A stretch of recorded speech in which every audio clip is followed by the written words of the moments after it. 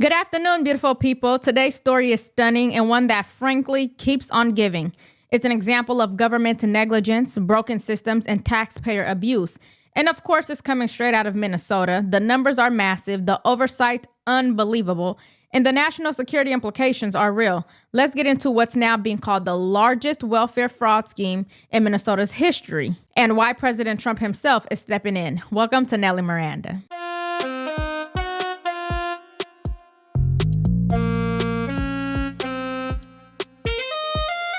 Somalis are not terrorizing this nation.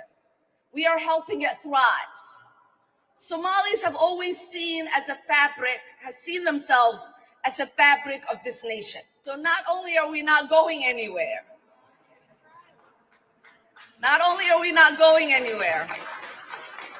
we are not going to allow anybody to make us feel less Minnesotan or less American. She's laughing at Americans, and she's basically like, cancel TPS. Go ahead. The majority of us are American citizens. We've been migrating here by the pack since 1990s. Joke's on you. But as always, please make sure you like, share, and subscribe to support the channel. Okay, so before we look at anything else, I want to play a clip that shows you where Ilhan Omar's head is at. She tells her community that she would much rather live and raise her children and family back in Somalia. But before they can do so, they have to make Somalia a better place. Maybe that could explain why they defraud the American system and send it back to their country. Waan ahay gabar Mareykanka laga doortay oo Kongresska Mareykanka ku jirto. Laakiin waxaan ahay gabar Soomaaliyeed, gabar idinku jinsi ah, gabar idinku af ah, gabar idinku diin ah, oo hadde qof iyadoo da'yar wadankeedii laga kaxeeyay wili xiise u qabto in maalin wadankeedii ay ku noolaato oo dadkeedii wax ay la wadaagto. Marka alxamdulillah waxaan rajaynayaa aniga iyo ilmahayga in aan hadde ku barbaariyo iyagana ilmahooda ay ku barbaariyaan dhulkii aniga aan ku soo koray. Taasna haddii ay suurtagelayso waa hadde shaqo badan inaan wada qabanaa hadduu Ilaahay yiraahdo. To be fair, I think a lot of older people from foreign countries want to retire in their country, but I don't see them stealing millions and millions of dollars of taxpayer money from the American people, the country who gave them an equal opportunity to make their wish come true. But I digress. Let's get into the actual data because the numbers tell a story that politics cannot spin. According to a City Journal investigation, state programs designed to help vulnerable Minnesotans, senior citizens, recovering addicts, homeless residents have exploded in cost at a rate that simply defies common sense. One program in particular, Housing Stabilization Services, or HSS, went from $2.6 million in 2020 to over $100 million in 2024. When an increase looks like that, you know something is deeply wrong. And anyone who is put in charge of oversight, accounting, or anything of that nature should be fired. This next clip is on the longer side, but you need to see it because it captures the size and impact of this scheme perfectly. Stunning report from the City Journal showing a massive fraud scheme in Minnesota. You have to hear about this. It involves false autism claims, the Somali community, and connections to a terror group. Let's explain over at The Wall. Now, it all revolves around autism and HSS program. That is Minnesota's Medicaid Housing Stabilization Services. Now, this was created to help seniors, addicts, and others find housing, but the criteria to enter this program was incredibly loose and therefore easy to take advantage of. It's led to fraud and costs absolutely exploding. Just 5 years ago, in 2020, costs for this program were $2.6 million. 4 years later, by 2024, costs had been over $100 million, 104. Through the first 6 months of this year, costs are at $61 million, meaning if you double that over the entirety of the year, you're looking at $122 million. In 5 years, from $2 million to $122 million. Now, why? 6 people are accused of defrauding HSS, and they're members of the Somali community. But this just gets worse if we take a look at Minnesota's federally funded autism program. Now, several people, and this is an example, a woman in the Somali community, are co-conspirators, and they're accused of recruiting kids for autism therapy.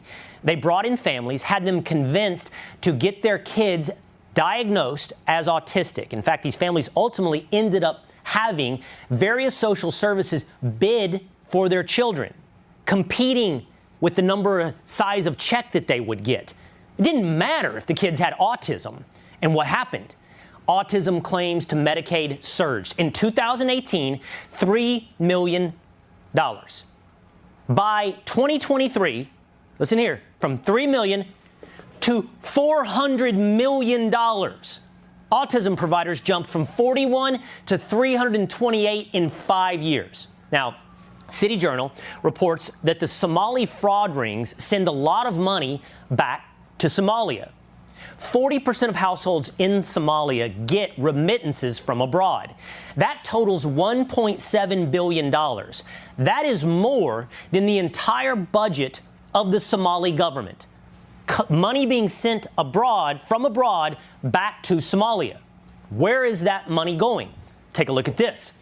Most alarmingly, a lot of that money is funneled through money traders, and in the end, ends up in the hands of al-Qaeda-linked Islamic terror group Al-Shabaab. So to bring this full circle, the Minnesota taxpayers are funneling money through fraudulent autism claims back to Somalia, where that money lands in the accounts of Al-Shabaab. Keep in mind, fraud in Minnesota involving Somalians are not new. Here's archived footage from the early 2000s, 2 decades ago, where Minnesota businesses were raided for laundering money overseas. The FBI at the time said certain money transfer shops were funneling funds through networks later connected to the Al-Qaeda-linked groups. So the question is, why did Minnesota ignore the lesson from 20 years ago? At Cedar and Riverside, 2 businesses shut down, their assets seized, and a suspect hauled away.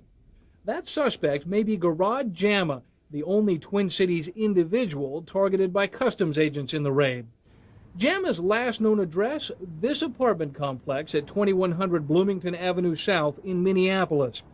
A block away from the first raid, 2 more businesses raided and shut down.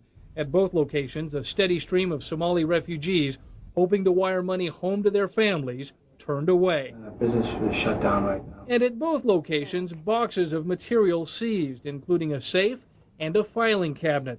Customs agents believe all 4 businesses are involved in funneling money to Osama bin Laden's al-Qaeda terrorist network. The housing stabilization fraud and autism fraud case also comes hot on the heels of the $300 million Feeding Our Future scandal, where pandemic meal money was stolen from programs meant to feed children. Minnesota is just one of those places where fraud knows no bounds. And apparently, President Trump is sick of it, and when he announced that he would end temporary protected status for Somali nationals in Minnesota, Ilhan Omar responded basically saying, "I'm a citizen, and so are most Somali Americans. This won't affect us. We're not going anywhere." This next story should be a wake-up call to all Americans, however. Over the weekend, the president calling Minnesota a hub of fraudulent activity and ending protected status for Somalis living in Minnesota, after a new study by independent journalist Chris Rufo exposed a spectacular Somali fraud ring stealing millions and tens of millions of dollars from Medicaid and sending that money back to the motherland to support their friends, their families, or to just outright fund terrorism in a very dangerous Islamic country. The money stolen was designated to help the autistic children in the state of Minnesota, where federal funding had to increase from $3 million to nearly $400 million in just 5 years, in large part because of this scam. Hundreds of millions of dollars. The number of autism providers in Minnesota went from 41 to 326, in large part because of this scam. Claims that 1 in 16 Somalian 4-year-olds had been diagnosed with autism, a rate that would have been more than triple the average. This was a seriously complex scam involving a lot of people. It's despicable. These are people that came here as refugees and then figure out how to scam the system even further. A lot of them lied to get into the country, lied about who they had married just to get in. They get here and they start stealing from us and sending it back home. The president responding, "Get the hell out." Ilhan Omar responding to Trump today. Somalis are not terrorizing this nation. We are helping it thrive.